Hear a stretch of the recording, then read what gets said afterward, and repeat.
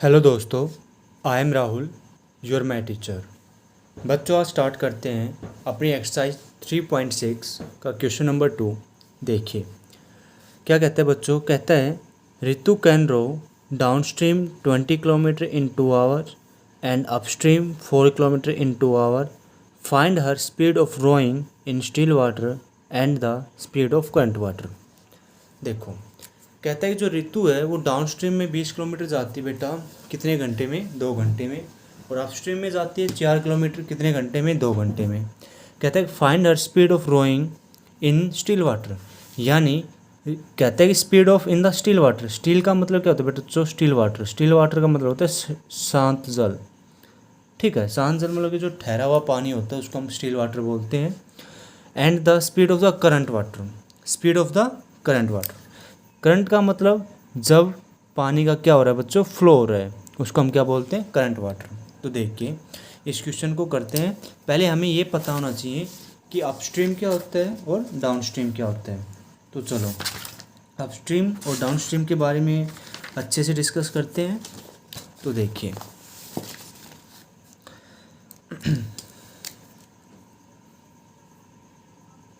देखो बच्चों, मान लीजिए आपके पास क्या है, ये आपकी नदी है। ठीक है, रिवर है ये आपकी रिवर। और ये आपका क्या भरा हुआ है? इसमें पानी भरा हुआ है। अब ये आपकी क्या है? यहाँ पे नाव है, ये आपकी नाव है। अब हम बात करते हैं अपस्ट्रीम और डाउनस्ट्रीम की, कि अपस्ट्रीम क्या होता है और डाउनस्ट्रीम क्या होता है। मान लीजिए कि आपका जो पानी है, आपकी जो रिवर का पानी है, वो किस डायरेक्शन में फ़्लो कर रहा है? वो इस डायरेक्शन में फ़्लो कर रहा है। ठीक है, ये क्या है? मेरा पानी किस डायरेक्शन में फ़्लो कर रहा है? राइट डायरेक्शन में फ़्लो कर रहा है। और डिपेंड करता है कि जो मेरी नाव है वो किस डायरेक्शन में जा रही है। तो मैं जो नाव है, मैं भी नाव को किस डायरेक्शन में ले जा रहा हूँ बच्चों? मैं भी राइट डायरेक्शन में लेके जा रहा हूँ। यानी कहने का मतलब, जब बारिश आती है तो बारिश में आती है, जब नलियों में से जब पानी बहने लगता है तो आप उसमें नाव को छोड़ते हो तो पानी के बहाव के साथ चलने लग जाती है ना। यानी आपकी नाव की भी डायरेक्शन सेम है, और जो आपके पानी की डायरेक्शन है, जो आपके नाले में जो पानी बह रहा है उसकी डायरेक्शन वो भी क्या है? सेम है। तो इस कंडीशन में वो आपका क्या, तो आपका डाउन स्ट्रीम होता है। यानी जब आप अपने नाव को किस में चला रहे हो? राइट डायरेक्शन में। और जो आपका पानी भी है वो किस डायरेक्शन में फ्लो कर रहा है? वो भी सेम डायरेक्शन। यानी कहने का मतलब, जब सेम डायरेक्शन में आपकी क्या क्या फ्लो करे, आप का वाटर भी फ्लो कर रहा है और आपकी नाव भी उसी डायरेक्शन में चला रहे हो, तो आपका क्या होगा? वो डाउन स्ट्रीम होगा। तो देखो, मैंने कहा कि मेरी जो नाव है, मैं उस नाव को किस स्पीड से चला रहा हूँ। मैंने लिखा कि मैं चला रहा हूँ x किलोमीटर पर आवर की स्पीड से। और जो मेरा पानी है, जो रिवर का पानी है, वो किस स्पीड से चल रहा है बच्चों? चल रहा है y किलोमीटर पर आवर की स्पीड से। ठीक है, यानी जब दोनों की डायरेक्शन सेम हो तो उसको तो हम बोलते हैं हमेशा डाउन स्ट्रीम। ये किसका केस है? ये मैं यहाँ पे लिख देता हूँ, इसको हम कहते हैं डाउन स्ट्रीम। डाउन स्ट्रीम, ठीक है, यानी अनुकूल। अब बात करते हैं, यहाँ से एक बात और समझ में आती है कि अगर मैं आपसे कहता हूँ, ये बच्चों बताओ कि स्पीड ऑफ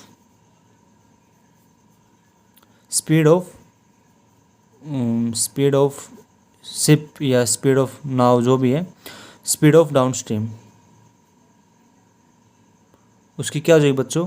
आपकी जो नाव की स्पीड है और जो आपके पानी की स्पीड है, जो आपके रिवर की स्पीड है, किस फ्लो से बह रही है, उसको हम ऐड कर देंगे तो आपके पास क्या आ जाएगी? x + y kilometre per hour. ये आपकी क्या होती है बच्चों? स्पीड होती है डाउन स्ट्रीम में। ठीक है, अब नेक्स्ट बात करता हूँ मैं अपस्ट्रीम के बारे में। किसके बारे में? अपस्ट्रीम। देखिए अपस्ट्रीम में क्या होता है?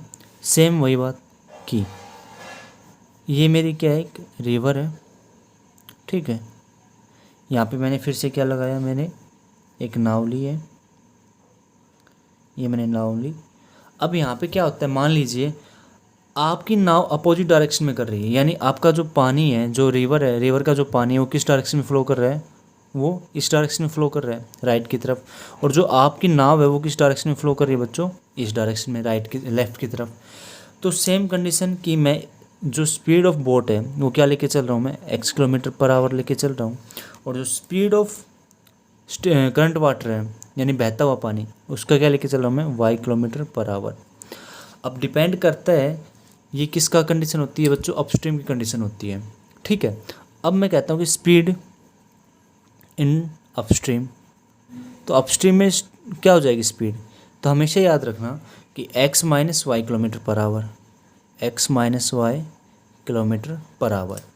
कैसे, एक बात लॉजिक सा लगाना आप कि आप किसी नहर में नहा रहे हो, ठीक है, तो जिस तरफ पानी का फ्लो होता है, मान लीजिए आपकी नहर है, डाउन स्ट्रीम का फिर से बता रहा हूँ, मान लीजिए आपकी नहर है, आपकी नहर का जो पानी है वो राइट की तरफ जा रहा है और आप भी किसकी तरफ जा रहे हो, राइट की तरफ, यानी आप गोते लगा रहे हो, तो आपकी स्पीड इंक्रीज होगी, यानी आपकी स्पीड प्लस नहर का पानी, तो क्या होगा, स्पीड ऑफ डाउन स्ट्रीम में होगा, यानी इंक्रीज हुई ना आपकी स्पीड।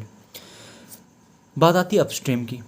अपस्ट्रीम में क्या होता है कि आप पानी को काटते हुए, यानी अगर आपके पानी का फ्लो इस तरफ है और आप तैर इस तरफ से रहे हो, यानी आप पानी का फ्लो लेफ़्ट से राइट है बट आप तैर किससे रहे हो, राइट से लेफ़्ट, तो आपको चीरना पड़ेगा, यानी पानी को आपको चीरना पड़ेगा, तभी तो आप तैर पाओगे आराम से, वरना आप पानी के फ्लो के साथ बह जाओगे। तब यानी आप जब चीर रहे हो तो आपकी स्पीड ज़्यादा होगी, तभी तो आप इस पानी को चीर सकते हो। तभी मैंने क्या लिया कि x minus Y kilometre per hour. ठीक है, ये इस सिचुएशन में होता है। हम y माइनस एक्स नहीं ले सकते, अगर हमने y माइनस एक्स लिया तो यहाँ से क्या हो जाएगा, पानी की जो स्पीड है वो क्या हो जाएगी, ज़्यादा हो जाएगी, और इसको ये अपने साथ क्या ले जाएगी, भाग के ले जाएगी। तो उम्मीद करता हूँ आपको डाउन स्ट्रीम और अपस्ट्रीम के बारे में अच्छे से समझ में आया होगा।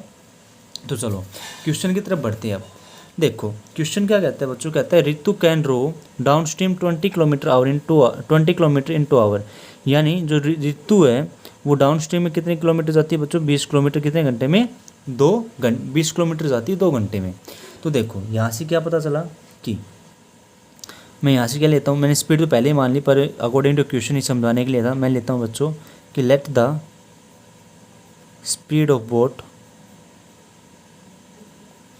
बोट इन स्टिल वाटर, क्या लिया बच्चों मैंने, x किलोमीटर पर आवर।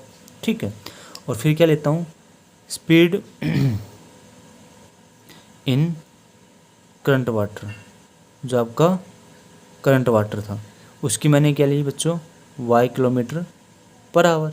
ठीक है, अब डिपेंड करता है, अभी मैंने बताया कि स्पीड ऑफ डाउन स्ट्रीम क्या होगी बच्चों, x plus Y kilometre per hour, speed of upstream क्या होगी, x minus Y kilometre per hour. ये भी लिख लीजिए आप यहाँ से।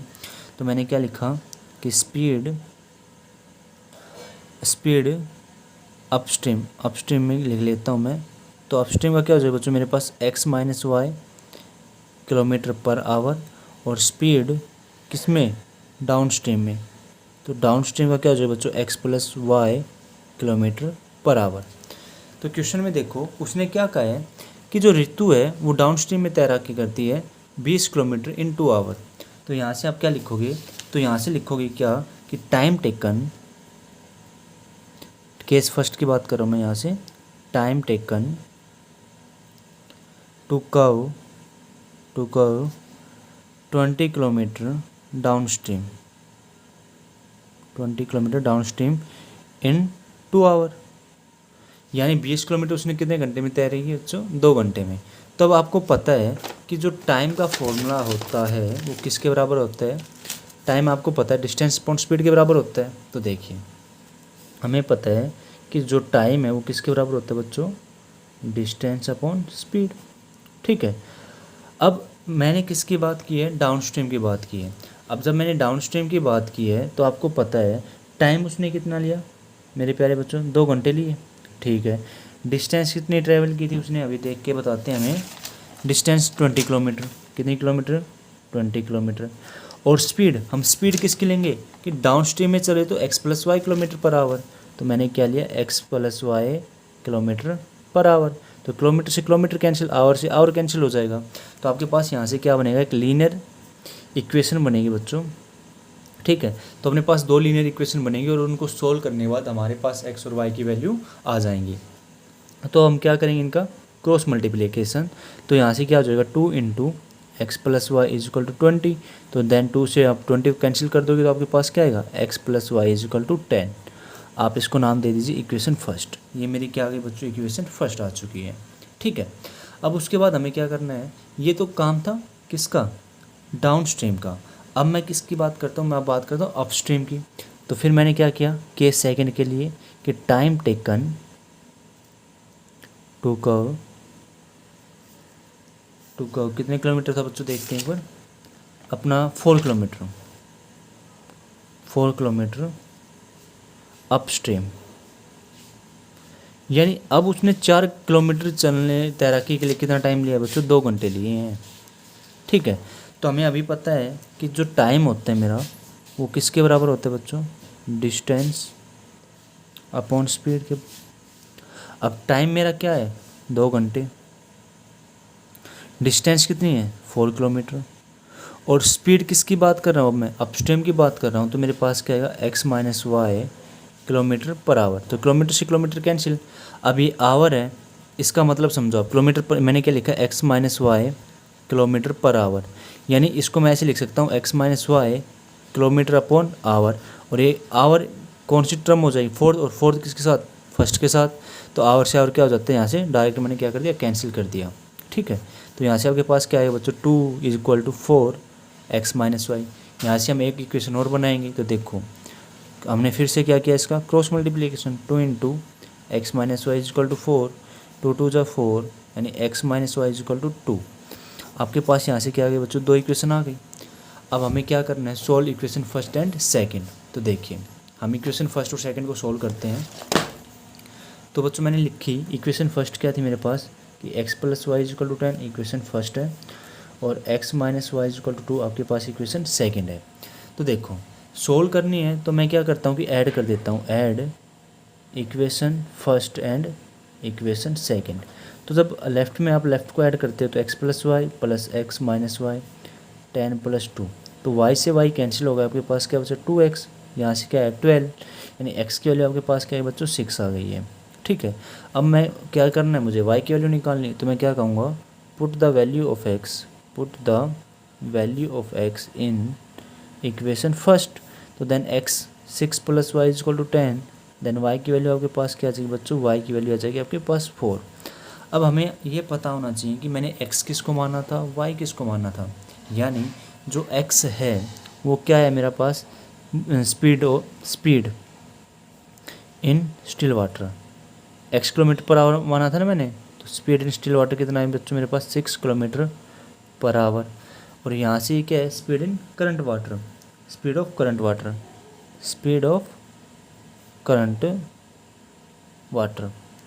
और ये आपके पास क्या है बच्चों, 4 किलोमीटर पर आवर। उम्मीद करूँगा ये क्वेश्चन आपको अच्छे समझ में आया होगा। ठीक है, आपको बस डाउन स्ट्रीम और अप स्ट्रीम के बारे में अच्छे से पता होना चाहिए, बाकी क्वेश्चन में कुछ नहीं है, आराम से सोल्व हो जाएगा। अगर वीडियो आपको पसंद आती है तो बच्चों लाइक कमेंट शेयर ज़रूर करें, और जहाँ पे भी आपको कोई डाउट हो तो कमेंट बॉक्स में कमेंट ज़रूर किया करें। Have a good day, thank you. Hello दोस्तों, I am Rahul, your math teacher. बच्चों स्टार्ट करते हैं अपना पार्ट नंबर 2, क्वेश्चन नंबर 2 का। देखिए पार्ट नंबर 2 क्या कहता है, पार्ट नंबर 2 कहते हैं बच्चों क्या, कि two women and 5 men can together finish an embroidery work in 4 days। यानी कि वो किसी काम को 4 दिन में पूरा करते हैं। कौन कौन, 2 women and 5 men। Will 3 women and 6 men can finish it in 3 days। फिर दूसरा केस क्या दे दिया कि 3 वुमेन एंड 6 men उस काम को कितने दिन में पूरा करते हैं बच्चों, 3 days में। कहते हैं find the time taken by 1 woman alone to finish the work and also find time taken by 1 man alone. तो देखो इस क्वेश्चन को करने के लिए बच्चों हमें क्या करना होगा, क्या लेट करेंगे वो देखिए। कहने का मतलब क्या है, मैं एक आपको थोड़ा लॉजिक बता देता हूँ। देखिए मैंने कहा कि आपके पास कोई काम है, एक काम है, ठीक है, वो आपको कितने दिन में पूरा करते हो, आप उस काम को 2 दिन में पूरा करते हो। ठीक है, अब 2 दिन में कैसे पूरा करोगे, तो सिंपल सी बात है कि आपने एक दिन में कितना काम किया होगा, हाफ काम किया होगा, और एक दिन में कितना यूनिट काम किया होगा बच्चों, हाफ यूनिट काम किया होगा। यानी ये आपका फर्स्ट डे का काम है, ये आपका क्या है, सेकंड डे का काम है। तभी आपके पास टोटल काम कितना है 1 आया है, और टोटल डेज कितने आ गए आपके पास 2 डेज आ गए। तो इस टाइप से इस क्वेश्चन को हम सोल्व करेंगे, ठीक है। यानी जो लेफ्ट में होगा 1 डे में लेके चलेंगे, और राइट में भी हम किस में लेके चलेंगे 1 डे का, यानी पर डे का काम लेके चलेंगे। तो देखिए सॉल्यूशन देखते हैं, सॉल्यूशन से आपको अच्छे समझ में आएगा। देखिए मैं लेके चलता हूँ कि let number of days taken by 1 women to finish the work, to finish the work. भाई एक महिला है, वो किसी काम को कितने दिन में कंप्लीट करती है बच्चों, वो x डेज लेती है। कितने डेज लेती है वो x दिन, ठीक है। पर क्वेश्चन में आपसे क्या पूछा है, क्वेश्चन में पूछा है कि आपको क्या निकालना है कि find the time taken by 1 women, यानी एक महिला कितना काम करती है एक दिन में। देखिए तो यहाँ से मैं क्या कर लेता हूँ बच्चों, यहाँ से मैं निकाल लेता हूँ कि भाई एक महिला ने टोटल काम कितना किया है कि number of days taken by 1 women to finish the work, यानी किसी काम को करने के लिए उसने x दिन लिए हैं।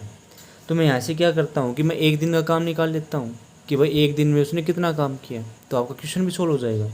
तो यहाँ से मैं क्या लेके चलता हूँ कि यहाँ से लिखता हूँ कि 1 वुमेन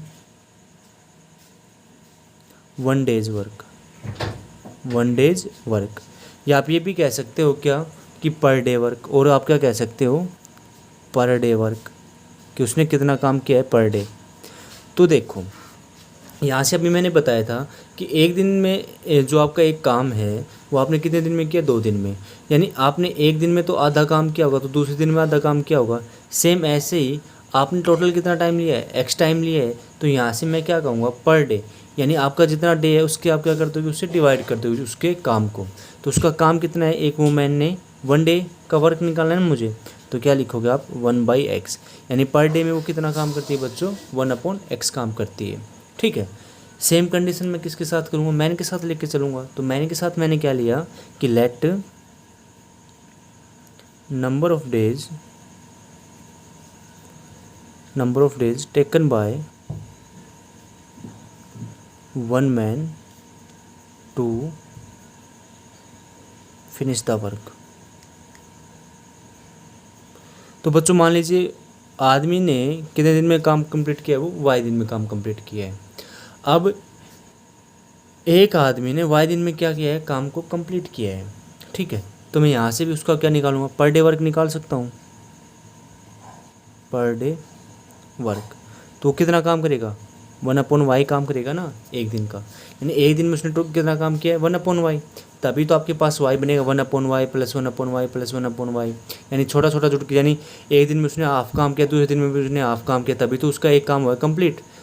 इसलिए इस क्वेश्चन में आपको थोड़ा सा फोकस भी करना होगा और थोड़ा समझना भी होगा, तभी जाके आपका ये क्वेश्चन अच्छे से क्लियर हो पाएगा।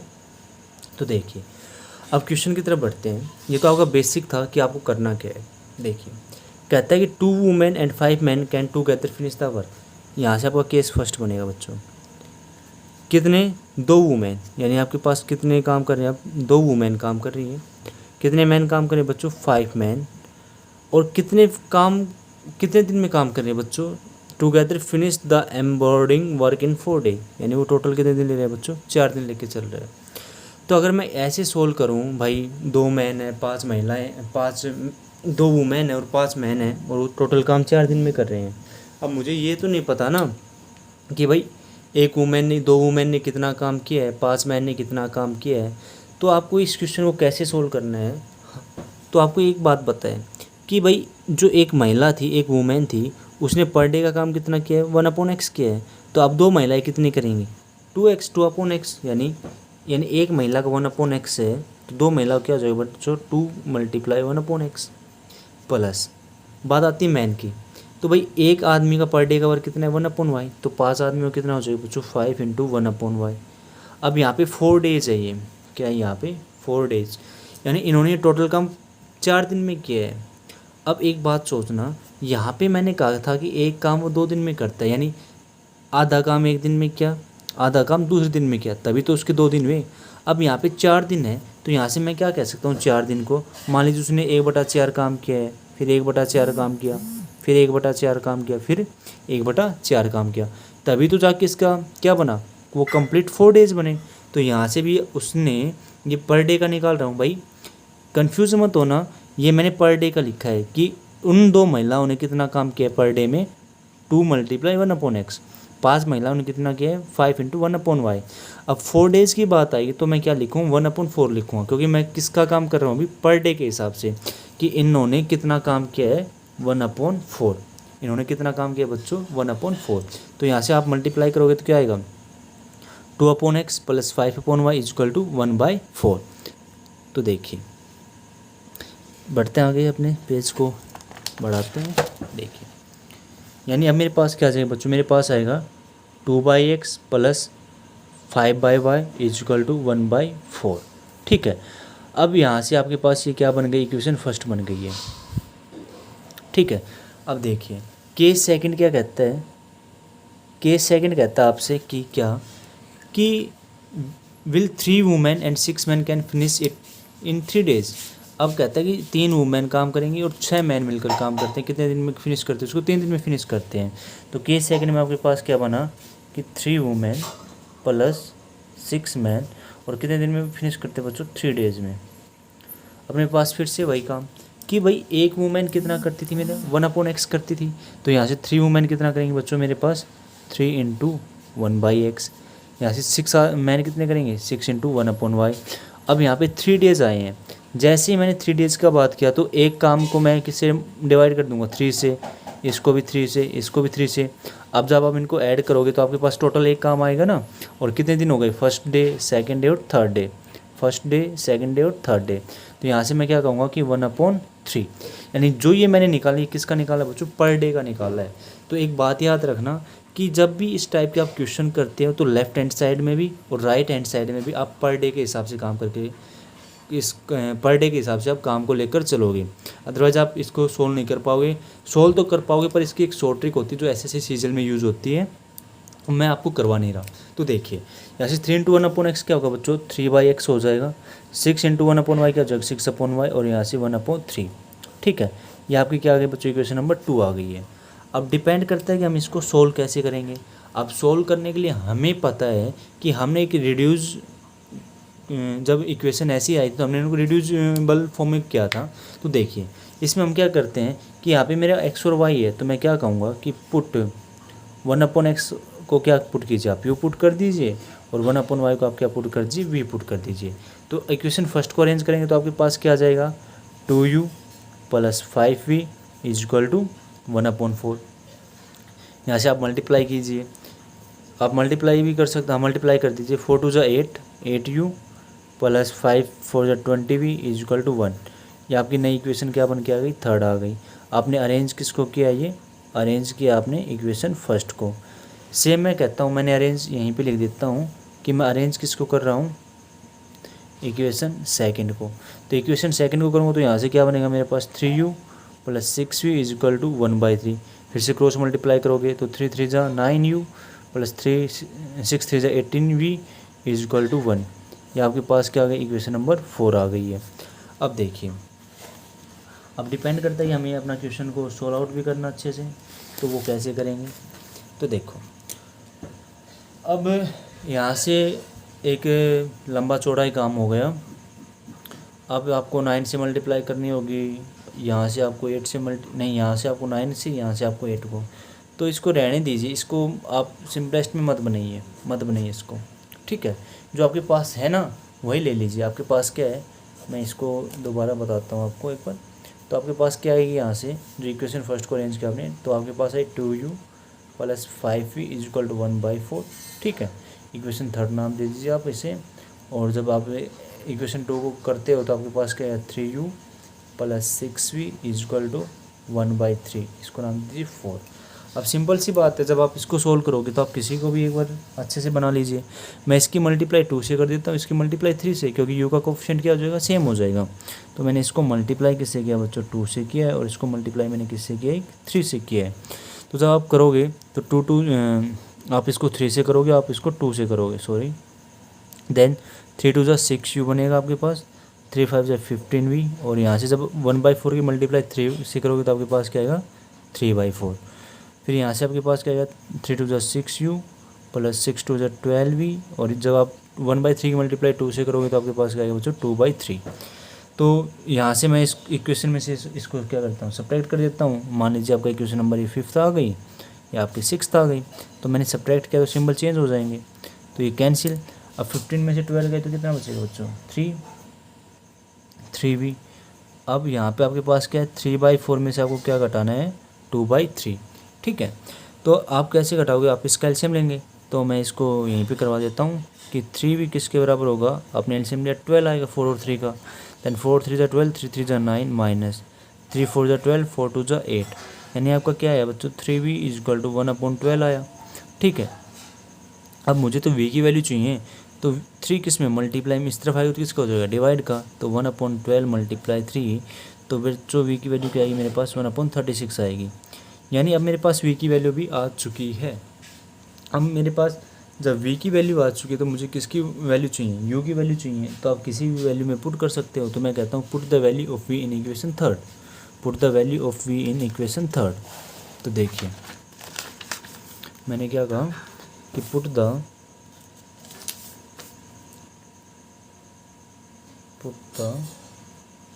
Value of v in equation third.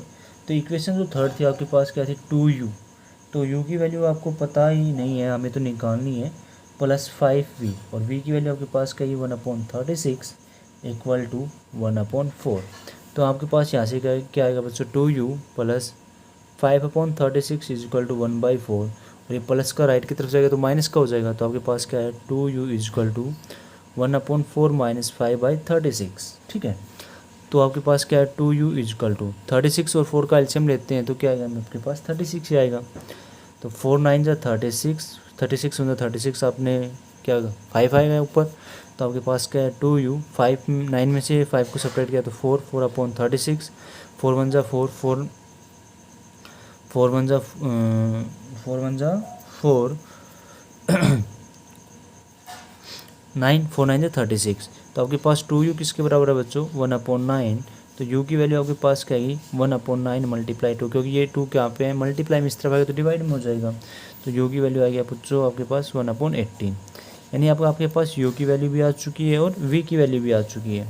तो हमें तो क्या निकालना है भाई, हमें तो x और y की वैल्यू निकालनी है, ठीक है। यानी पर डे मैन का वर्क निकालना है और पर डे वुमेन का वर्क निकालना है। तो देखिए तो मैं क्या करता हूँ कि मैंने कहा था कि मैंने 1/x था, देखो यहाँ से एक बार पीछे से देख लीजिए, जो आपके पास क्या था 1/x आपने क्या लेट किया था u लेट किया था। तो यहीं पे मैं वही काम करता हूँ कि जो मेरा 1/x था वो u के बराबर था, तो 1/x u की वैल्यू मेरे पास क्या है बच्चों 18 आई है, तो आप क्रॉस मल्टीप्लिकेशन करोगे तो x की वैल्यू क्या आ गई आपके पास 18 आ जाएगी, ठीक है। सेम बात मैं कहाँ से पे करूँगा कि जो मैंने 1/y क्या लेट किया था v लेट किया था, तो 1/y, और v की वैल्यू बच्चों मेरे पास क्या आई थी, v की वैल्यू मेरे पास आई थी, देखो v की वैल्यू क्या आई थी बच्चों मेरे पास 1/36। तो यहाँ से मैं क्या कह सकता हूँ जो y होगा वो मेरा क्या होगा बच्चों y = 36। अब डिपेंड करता है कि हमें तो क्या निकालना था, हमें ये निकालना था कि जो एक आदमी है वो कितना काम करेगा और एक फीमेल है वो कितना काम करेगी। तो x मैंने किसके लिए लेट किया था, x मैंने क्या लेट किया था, मैंने किया था कि 1 women alone can finish the embroidery work in 18 days. तो यहाँ से आपके पास क्या आया कि जो 1 वुमेन थी, यहाँ से देखिए मैं यहीं पे आपको बता देता हूँ, अच्छे से लिखने की जरूरत नहीं पड़ेगी। देखिए ओहो डबल पेज छूट गई, ये तो गलती हो गई। देखो यहाँ पे मैंने क्या लेके चला था कि let the number of days taken by 1 women to finish the work, ठीक है। यानी x डेज, अब x की वैल्यू आपके पास क्या 18 आई है, यानी जो एक वुमेन है वो कितने दिन में काम करेगी बच्चों 18 डेज में, और जो एक मैन था वो कितने दिन में काम करेगा 36 डेज में। तो यहाँ से आपके पास क्या आया, जो वुमेन है वो फिनिश द वर्क कितने डेज में बच्चों 18 डेज में, ठीक है। और जो मैन फिनिश द वर्क करेगा, मैन फिनिश द वर्क वो कितने डेज में करेगा बच्चों 36 डेज में।